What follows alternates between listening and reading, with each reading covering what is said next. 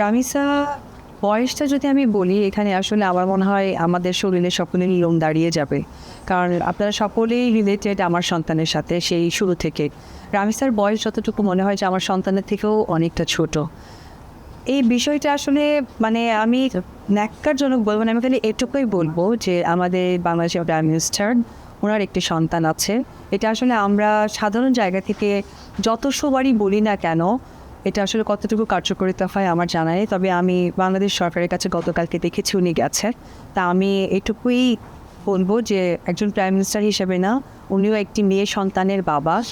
তো সেই সন্তানের বাবা হয়ে যেন এই বিচারটা উনি সঠিকভাবে করেন। এবং আমরা কিন্তু ফেসবুকে এখন দেখে থাকি যে আমাদের বিভিন্ন দেশ যেমন দুবাই, আফগানিস্তান, এই জায়গাগুলোতে এই ধর্ষণের যে শাস্তিটা হয়, আমার মনে হয় যে এটা অতি দ্রুত কার্যকর করা দরকার আমাদের বাংলাদেশ। ধর্ষণ করার আগে বিশেষ করে এই বাচ্চাদের মানে আর কিছু বলার নেই।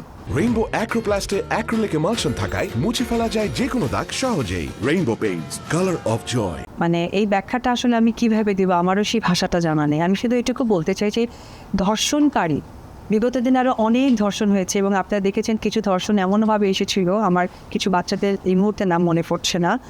তো আমার রাশি, হ্যাঁ হ্যাঁ হ্যাঁ, রাইট।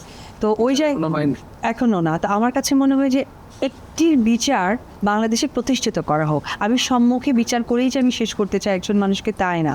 ভবিষ্যতে বিচারটি দেখে যেন মানুষের গায়ে লোম শিউরে ওঠে এবং সেই ফাঁদে যেন কখনো পা না দেয়। আমি শুধু একজনের বিচার চাই না, আমি চাই বিচার প্রতিষ্ঠিত করব। প্রকাশ্যে ধর্ষণের শাস্তি তো একজনকে করা হলো, কালকে আরেকজন করবে, তাকেও কি আপনার প্রকাশ্যে আনবেন? তাকেও কি আমরা এইভাবে বিচার চাইবো? নো, আমাদের আইনটা প্রতিষ্ঠা করা দরকার যে একজন ধর্ষণের শাস্তি এটাই হতে হয়।